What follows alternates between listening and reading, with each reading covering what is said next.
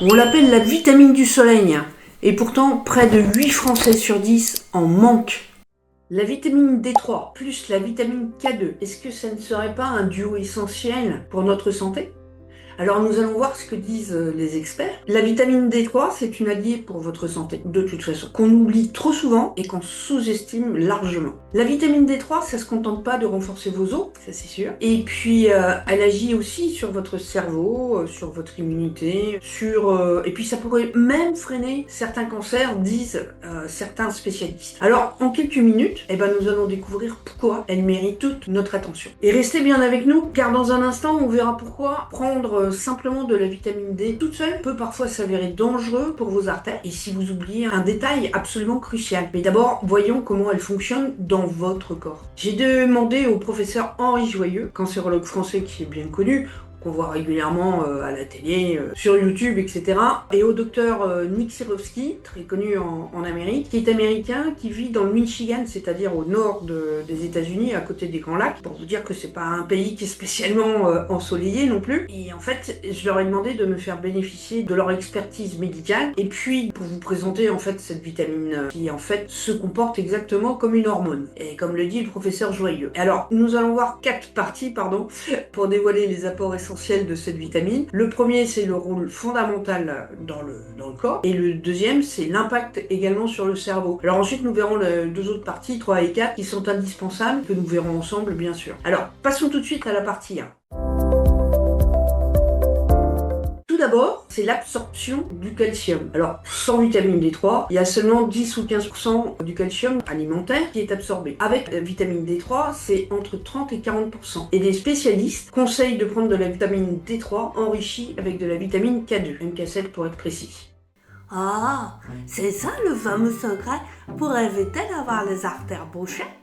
Exactement, Coco. Parce que sans la vitamine K2, le calcium, en fait, il risque de se tromper d'adresse, de chemin. Et la vitamine K2, elle guide le calcium vers les os. Et sinon, le calcium reste dans les artères, dans le sang, et peut boucher les artères. Voilà. Ah bon? Oh bah, alors, il faut mieux pas prendre de pilules avec juste du calcium alors. Alors, pour la santé osseuse, évidemment, c'est la prévention de l'ostéoporose, c'est la prévention, c'est l'aide à la réparation des fractures ou la prévention des fractures et puis du rachitisme chez l'enfant, évidemment. C'est aussi pour le système immunitaire. Pourquoi ? Parce que la D3, elle active les cellules NK. Ce sont les cellules natural killer. Ce sont des lymphocytes qui sont en fait nos soldats et contre les infections, les bactéries, les virus et les cellules cancéreuses. On a tout en nous pour lutter contre toutes ces choses-là. Et en fait, elle module aussi l'inflammation chronique, la vitamine D3. Alors pour les muscles et l'énergie, la vitamine D3 aide à réduire la fatigue musculaire, voilà, comme ça vous pourrez courir plus longtemps, et à avoir une bien meilleure récupération. Tu savais toi que la D3, elle ne s'arrête pas aux frontières du corps? Elle aide aussi beaucoup le cerveau. Oui, Coco, elle aide aussi le cerveau, et c'est d'ailleurs pour ça qu'elle peut traverser le bouclier qui protège le cerveau. Et c'est normal, puisque de toute façon, elle vient en aide. Alors pour cette partie de l'impact de la vitamine D3 sur le cerveau, il y a 4 points clés. Alors le premier, ce sont tout ce qui est récepteurs cérébraux. Ce sont les récepteurs de la vitamine D existent dans le cerveau et ils sont principalement dans l'hippocampe qui agit pour la mémoire et dans le cortex préfrontal qui agit sur la prise de décision, sur la concentration, entre autres. Alors c'est aussi la protection des neurones parce que la vitamine D3 stimule la production d'une protéine qui est impliquée dans la survie des neurones existants. Elle favorise la croissance et la différenciation de nouveaux neurones et des synapses, parce que on est tout le temps en train de construire des neurones et des synapses, contrairement à ce qu'on pense. Et c'est essentiel pour la plasticité cérébrale. Elle agit aussi sur l'humeur et sur la dépression. C'est-à-dire que la corrélation est aujourd'hui établie entre une carence en vitamine D3 ou en vitamine D et un risque accru de dépression et notamment saisonnière. Alors, ça agit aussi sur le déclin cognitif. C'est-à-dire que des études, en fait, observationnelles, c'est-à-dire pas se randomiser ni quoi que ce soit, mais des études observationnelles associent un taux optimal de vitamine D3 à la réduction du risque de démence, de Parkinson, par exemple, aussi. Ton cerveau, il a besoin de lumière, et même quand t'es à l'ombre. C'est fascinant pour le cerveau. Qu'est-ce que tu en penses, toi? Et dis-le-moi en commentaire. Mais ce que la science découvre aujourd'hui, c'est son rôle face aux cellules cancéreuses. Et ça, c'est encore plus impressionnant. Écoute-moi, je vais te dire un secret. La vitamine D, elle pourrait couper les vivres à une tumeur. Waouh! On explique tout de suite tout ça dans la partie 3. C'est la D3 et le cancer, mais on va voir ce que dit la science. Alors là, il y a 5 points clés. D'abord, tous les mécanismes biologiques. La D3, elle influence la différenciation cellulaire, l'apoptose. L'apoptose, c'est la mort programmée des cellules anormales. Et puis surtout, elle inhibe la formation de nouveaux vaisseaux sanguins et à partir des vaisseaux existants déjà dans votre corps. Et en fait, les cellules cancéreuses, elles ont moins à manger en fait. Et elles se multiplient beaucoup moins en fait. C'est ce qui amène à l'apoptose. Et en fait, le nom technique de cette opération-là, c'est l'angiogénèse tumorale. Waouh! Le deuxième point, les études observationnelles qui ont été faites. Il a été constaté une corrélation entre un taux bas de vitamine D3 et l'incidence accrue de certains cancers, cancer du côlon, cancer du sein, cancer de la prostate. Le troisième point, ce sont les essais cliniques.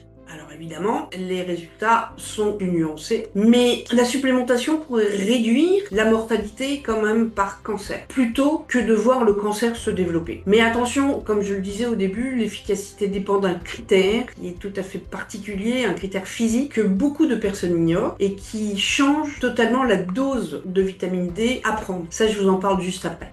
Quatrième point, il est nécessaire d'avoir une prudence scientifique. La D3 n'est absolument pas un traitement anti-cancer, mais un facteur de terrain à optimiser, d'accord? Et le cinquième point, ce que je vous disais tout à l'heure, c'est la caractéristique physique à retenir la quantité de vitamine D que l'on ingère, c'est l'IMG, l'indice de masse grasse. Il semblerait que ceux qui ont un IMG élevé aient besoin de prendre plus de vitamine D3 que les autres, simplement parce que la vitamine D3 elle se stocke dans les graisses et en fait elle ne circule pas là où elle devrait. Voilà. Et au fait Coco, rappelle-nous un peu s'il te plaît la prudence scientifique parce que c'est important pour que les gens n'oublient pas.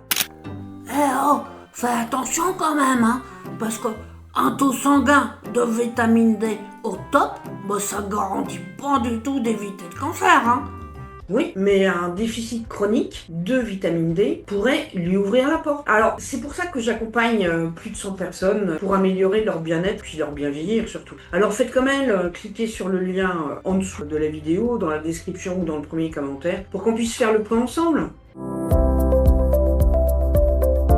Alors dans cette partie 4, on va voir comment optimiser son taux de vitamine D. Alors tout d'abord une petite question. Est-ce que vous connaissez votre taux sanguin de vitamine D? Dites-le moi en commentaire. Et si vous ne le connaissez pas, vous demandez à votre médecin de vous faire une ordonnance pour aller vous faire doser en laboratoire votre taux de vitamine D. S'il ne veut pas vous faire une ordonnance, vous pouvez aller directement dans un laboratoire. Je crois que le prix en 2026, c'est à peu près dans les 12-13 euros. Je sais pas, ça dépend des labos. Et par contre, le taux conseillé de vitamine D, on va voir ça tout de suite, donc restez avec moi parce que le professeur Henri Joyeux et le docteur Nick Serowski vont nous donner précisément leurs conseils sur le taux de vitamine D qu'il faut dans le sang. Ouais, mais comme d'habitude, les médecins, ils sont pas tous d'accord entre eux.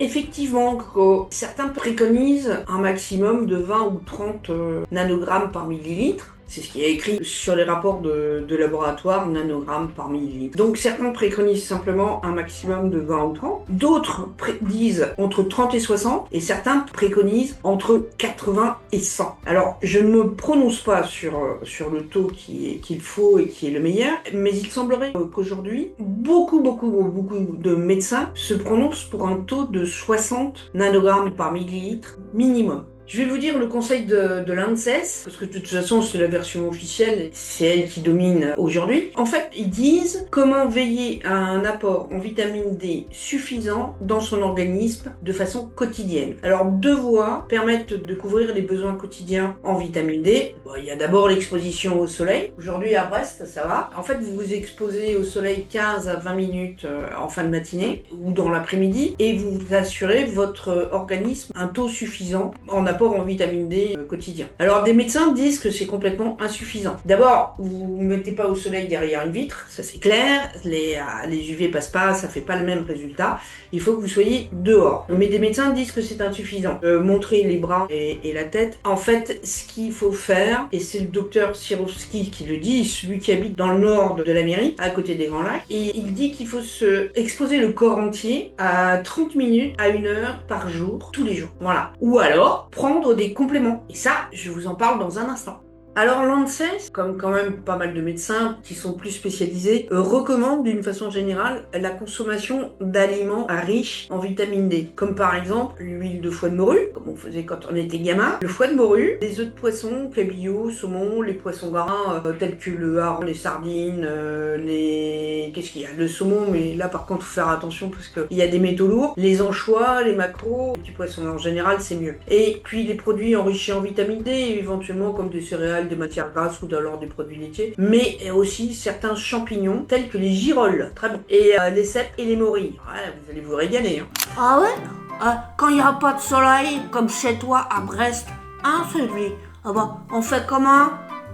Eh ben Coco, on se supplémente, comme j'ai dit tout à l'heure, et comme je fais effectivement moi, tous les jours. Et puis, le docteur Zirovski dans le Michigan, lui, il se supplémente tous les jours. Et la question c'est comment se supplémenter efficacement. Alors, déjà, la première chose à faire, c'est de prendre de la vitamine D3. Parce que je vais lire le terme technique, parce que c'est la cholécalciférol, c'est la D3, et elle est beaucoup mieux absorbée que la D2, qui vient des plantes, alors que si la cholécalciférol, la D3, vient du règne animal. Et c'est mieux, en plus, quand elle est prise avec des repas qui sont gras. Alors, je sais pas pourquoi, mais c'est comme ça. Alors, les médecins qui vous prescrivent des pilules ou des piqûres à dose massive, ok, mais d'autres médecins qui sont de plus en plus nombreux, qui vous conseilleront un apport journalier qui est, je sais pas qu'il soit mieux toléré, mais qui est plus efficace, qui serait plus efficace pour la supplémentation. À ce moment-là, ils parlent de 4008, ce sont des unités internationales, c'est quand vous cherchez vitamine D, il y a toujours un nombre qui est indiqué. Alors 4008 par prise, par jour, pour se maintenir à un taux correct, de 6000 à 20 000 UI si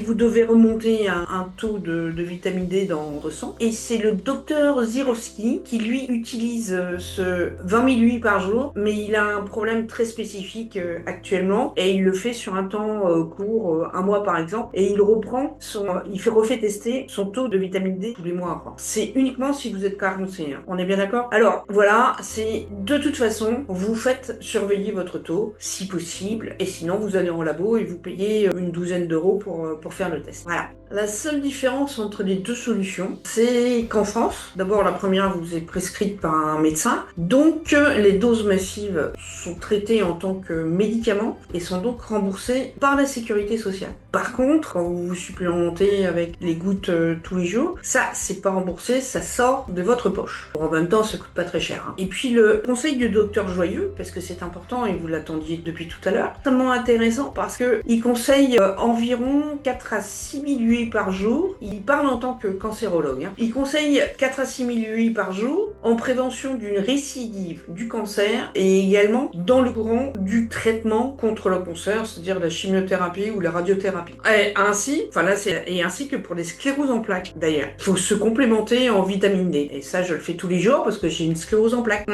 Si vous avez des questions, j'y répondrai avec un grand plaisir de vive voix. Et puis, vous prenez rendez-vous avec moi. Le lien est dans le premier commentaire et dans la description, sous la vidéo. Allez Coco, c'est l'heure de nos 4000 UI. Portez-vous bien, à bientôt.